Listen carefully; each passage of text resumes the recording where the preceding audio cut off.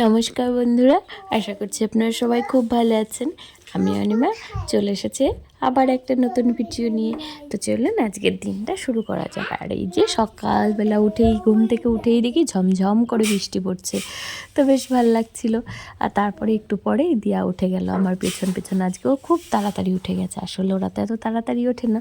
তো ঘুম থেকে উঠেই যথারীতি চলে গেছে, যেমন রোজ যায় আমার কাছে। আর এই যে দেখুন কি মিষ্টি লাগছে না আমার দিয়াকে, আমার তো খুব ভাল লাগে। আমার না দিয়া একটু আদর খেতে চলে যায়। আমার পাপাও তাই, ঘুম থেকে উঠেই আগে আমার কাছে চলে আসে। আর বৃষ্টি পড়ছিল, তো ওয়েদারটা আর একটু বেশি ভালো ছিল, একটু বেশিক্ষণই আজকে কোলে করে নিয়ে বসেছিলাম। তা আমি বলছিলাম পাপা হাই করে দাও। তারপরে এবার ওকে যথারীতি নামিয়ে নিজের কাজে বসে পড়লাম। শাক টাকগুলো কাটবো, এমনি রান্না হয়ে গেছে। আজকে বললাম কি মাছ, বাবার মাছ ছিল, তাই জন্য। আর আমি বললাম যে ছোটো মাছ পেলে আনবে, বড়ো মাছ আর খেতে ইচ্ছে করছিল না। কয়েকদিন মাছ মাংস খাওয়ার পরে দেখবেন একটু শাক পাতা খেতে ইচ্ছে করে, আমার তো করে। আর আজকে কুমড়ো শাক নিয়ে এসেছি। দাঁড়াও পাপা, থামাও, একটু কথা বলে না, দাঁড়াও। তারপরে এই শাকগুলো দিয়ে আমি শাকের ঝোল বানাবো। আর এখন তো লাউ শাক অতটা বেশি পাওয়া যায় না, লাউ শাক খেতে ভালোও লাগে না এই দিনে। না, এই দিনে কুমড়ো শাকটাই বেশি ভালো লাগে। আর আমরা কুমড়ো শাক দিয়ে আর কয়েকটা সবজি দিয়ে একটু ঝোল টাইপের বানাই। খুব যে বেশি ঝোল তা না, শুকনো শুকনোই থাকে, কিন্তু নাম হচ্ছে শাকের ঝোল। ওটা খেতে আমরা ভীষণ ভালোবাসি। তো ওটাই বানাচ্ছিলাম, তার জন্য শাক কেটে নিয়ে এলাম। গাছে কয়েকটা হয়েছে, 3-4টে ডগা ছিল, কেটে নিয়ে এসেছি। আসলে আমি গাছ লাগাই এর জন্য, যে আমার আবার শাক খেতে একটু বেশি ভালো লাগে। তো মানে কুমড়ো টুমড়ো হোক না হোক, কয়েকটা শাক পাতা হলেই আমার যেন মনে হয় অনেক ভালো লাগে। আর আমার মতো কি আপনাদের হয়? এদিকে বাইরে বেরোতে ইচ্ছা করে, কিন্তু শুধুমাত্র না এই যে নাইটি ছেড়ে শাড়ি পরতে হবে, কিংবা ভালো একটা জামা কাপড় চুড়িদার পরতে হবে বলে বেরোতে ইচ্ছে করে না। মানে একটু রেডি হওয়ার আলস্যিতে আমার কতগুলো কাজ পেন্ডিং হয়ে রয়েছে, কিছুই করা হচ্ছে না। আসলে রোজই ভাবি আজকে যাব, কালকে যাব, এই যাই করতে করতে যাওয়াই হচ্ছে না। আসলে একটা মামার বাড়িতেও যাওয়ার আছে, সেখানেও যাওয়া হচ্ছে না কদিন ধরেই। যাবো করছি, কিন্তু যেতে ইচ্ছে করছে না। আবার একটু চানাচুরের কারখানায় যেতে হবে, মানে চানাচুরও আনতে যাব, সেখানেও যাব, কিন্তু যেতে ইচ্ছে করছে না সময়ের জন্য না, ঠিক ওই শুধুমাত্র রেডি হওয়ার আলিসিতে। রোজ বিকেলবেলা হলে মনে হয় কিন্তু ঘরে বসে গল্প করি, ওই যে উঠোনে বসে সবাই আসে, দেখতেই তো পান আপনারা, ওদের সাথে গল্প করতেই মনে হয় কি বেশি ভাল লাগে। আর এই যে দেখুন ঘুম থেকে উঠে একটা ব্রাশ পেয়েছে রং করার, এগুলো পেলে যে ওরা কি খুশি হয় এই ছোটোখাটো জিনিসগুলোতে। খেলনা টেলনা নিয়ে অত বেশি খেলে না, ওই একটা মোটা একটা সুচ, মানে কি বলে ওগুলোকে, স্ক্রুড্রাইভার, তারপরে এই যে একটা ব্রাশ, একটু রং, এসব যদি পায় না ওরা ভীষণ খুশি হয়। তা আমি একটু আদর করছিলাম। এই 8:30 মতো বাজে, এখন উনি উঠলেন। এখন ওনাকে হাত মুখ ধুইয়ে তারপরে বসাবো পড়তে, কিংবা একটু খাওয়াতে হবে। আর পাপা গেছে এই মাছ আনতে গেছে, ও এখন নেই বাড়িতে, তাই আমি একটু ঘরে বসেছিলাম। আর এদিকে আর্যা বুড়ি চলে এসেছে। আর্যার সাথে আজকে দিয়ানের একটু মন কষাকষি হয়ে গেল, তো আর্যা একটু চোখ টোক মুছে নিচ্ছে।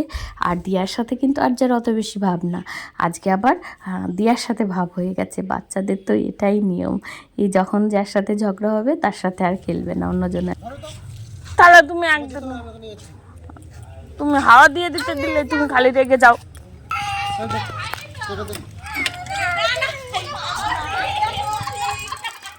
এই যে আমি আজকে বলেছি আমি আজকে বেরোবই, তো ওই করে এই যে মাম্মামকে নামিয়ে দিলাম, ও এখান দিয়ে পড়তে যাবে। আর এই যে মেয়েগুলো স্কুল পড়তে যাচ্ছে, আমরাও কিন্তু একসময় এরকম টিউশন পড়তে যেতাম, খুব মজার দিন ছিল তখন। আর এই পথ দিয়ে যাচ্ছিলাম একটা মামার বাড়িতে, তো একটু ভেতর দিক দিয়ে গেলাম, কিন্তু মানে দুঃখের বিষয় হলো আমি শুধু কষ্ট করে গেলামই, মামিমা বাড়িতে ছিলেন না। মামা তো অনেক দিন হলো মারা গেছেন, বছর এখনও হয়নি। আর তার মধ্যেই মামার মেয়েটা আবার করেছে কি, একটা ছেলের সাথে বিয়ে করে নিয়েছে, সেই কি কষ্ট। এখন মামির সাথে তাই ভাবছিলাম একটু দেখা করব, কিন্তু দেখা তো আর হলো না। তারপরে এই যে এসেছিলাম পেন কিনতে। আসলে এখনকার ছেলে মেয়েগুলো একটু ছোট, তো মানে ছোট বলতে ও ভালোই ছোট, 17-18 বছর বয়স। 18 বছর হয়তো হয়েছে, 19 বছর হয়তো পড়েছে, একটু কম বোঝে। এই সময়টুকু যদি ছেলেমেয়েরা পেরিয়ে যায় তাহলে জীবনটা অনেক বেশি ভালো হয়। মামা মারা গেল 1 বছর হয়নি, আর এর মধ্যেই মামার ওই মেয়েটা করলো কি, একটা ছেলের সাথে চলে গেছে। ছেলেটা তেমন কিছু করেও না, ছেলেটা টোটো চালায়, মামা এদিকে চাকরি করতো। মানে কি একটা পরিবারের মানে খুব একটা খারাপ জিনিস। আসলে ছেলে মেয়েগুলো যদি একটু বোঝে এই বয়সটায় কিন্তু খুব অসুবিধা হয়। আর এমনি করে কি হয়, মানে আমরা ভাবি যে একটা সংসার ভাঙতে গেলে শুধুমাত্র সবসময় ছেলেটাকেই আমরা দোষ দিই, মেয়েটাকে কিন্তু একটু কমই দোষ দেওয়া হয়। তখন বলা হয় যে ওই তো বাড়ির বউকে দেখতে পারে না, কিংবা মানিয়ে নিতে পারলো না, তখন মেয়েটারই বেশি দোষ পড়ে যায়। আসলে দেখবেন অনেক সময় ছেলেটা দোষ না করেও কিন্তু দোষী হয়ে যায়। অনেক ক্ষেত্রেই দেখা যায় যে ছেলেটা একটু কম মানে অবস্থা সম্পন্ন, তখন ভালো ঘরের যদি একটা মেয়ে ওই বাড়িতে গিয়ে পড়ে আবেগের বশে, তখন হয়তো ভাবে সংসারটা ঠিক করে নেব, কিন্তু ওটা তো আবেগটা তো বেশি দিনের না, বেশি দিন থাকে না, 2-3 দিন থাকবে, হয়তো 2 বছর 3 বছর থাকবে, তারপরে কিন্তু সংসারে মানিয়ে নেওয়াটা একটু কষ্টকর। টাকা পয়সার অভাব হলে তখন সেখানে ভালোবাসাটা সত্যিই থাকে না। অনেক সময় দেখেছি যে ওই বাড়ির ছেলে মানে অমন টাইপের হলে কি হয়, ছেলের বাড়ি থেকে বলে যে তুমি এসো না, তুমি থাকতে পারবে না, তখন মেয়েটা কিন্তু জোর করে যে না আমি ঠিক এমনভাবেই সংসারটা চালিয়ে নেব, কিন্তু ওরা তো বাস্তবটা বোঝে না। দিয়ে তখন দেখে যে বাবার বাড়িতে যে ফেসিলিটিগুলো পেয়েছে সেগুলো যখন পায় না, তখনই কিন্তু আস্তে আস্তে মানে কি বলবো, সংসারে অভিযোগ বাড়তে থাকে, সংসারটা ভাঙনের দিকে চলে যায়। তখন মানে ছেলেটাকে ওপরে প্রেশার ক্রিয়েট করা হয়, তুমি আমাকে এটা দাও ওটা দাও। ছেলেটা তো আদৌ সেই উপযুক্ত না, ও তো অতটা ইনকাম নাও থাকতে পারে, তখন সে পারে না, তখনই সংসারে যত অশান্তি চলে আসে। আর তখন দেখা যায় অনেক ক্ষেত্রে দেখবেন 4-5 বছর সংসার করার পরে ছেলে মেয়েগুলো আবার আলাদা হয়ে যাচ্ছে। তো এগুলো যদি একটু বুঝতো তাহলে কিন্তু অনেকটা বেশি ভালো হয়। জানি না কি হবে, আমি ওদের কথা বলছি না, মানে যে মামার মেয়েটা চলে গেছে আমি ওকে নিয়ে বলছি না, এমনি বাস্তব অভিজ্ঞতা থেকে বলছি। অনেকেই দেখবেন এমন কিন্তু হয়ে থাকে, শেষ অবধি মেয়েটা বাড়ি চলে আসে, তখন তখন মানে অনেক দিন পরে হলেও বুঝতে পারে যে না আমি ভুল করে ফেলেছিলাম। তখন কিন্তু আর এই ভুল কিন্তু আর শোধরানো যায় না, তাই না বলুন? সব ভুল কি শুধরে নেওয়া যায়? তাহলে তো মানুষের জীবনগুলোই অন্যরকম হয়ে যেত, তাই না? আর একটা বয়সের পরে দেখবেন অনেকে বলবে হ্যাঁ বাবা মা ঠিক করেই করেনি, মানুষ করেনি, এই করেনি। একটা বয়সের পরে ছেলে মেয়ে কিন্তু আর বাবা মার কথা শুনেও চলে না। বাবা মা যতই না করুক তারা কিন্তু সেটা কেয়ার করে না। তখন মা বাবা কী করবে? মা বাবা মানে সবার কথাই শুনতে হয়। এদিকে ছেলে মেয়েটা যে খারাপ হয়ে গেল সেটাও সহ্য করছে, প্লাস লোকের এত বাজে বাজে কমেন্টগুলোকেও তাদেরকেও সহ্য করছে। আর বাবা মা আবার যখন 5-6 বছর পরে মেয়েটা ফেরত আসছে, আর এদিকে ছেলেটারও কিন্তু সংসার ভেঙে গেল, তাহলে ওই ছেলেটার বাবা মায়েরও কষ্ট হয় যে এতদিন করার পরে চলে গেল।